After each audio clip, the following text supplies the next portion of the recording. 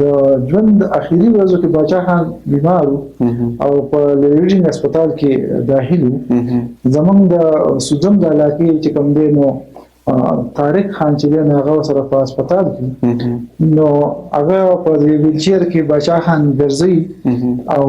دا وخت چې کوم دی نو سویپر چې کوم دی هغه جارو اخلي نو دا چې کوم باچاخان سره کوم د خدای خدمتګار دی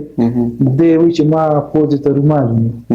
باچاخان خو ډیر زیرک سړی وغه چې دی حالات ته کتی دا نه چې دا هغه داسې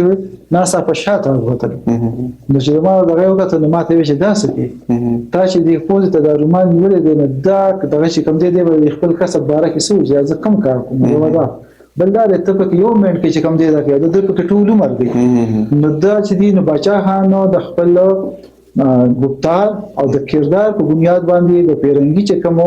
د پښتون سوسایټي کې د اړې غړې د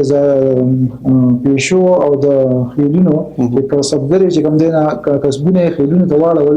پیدا کول باچاخان هغه په احسنه طریقه باندې کاونټر کړی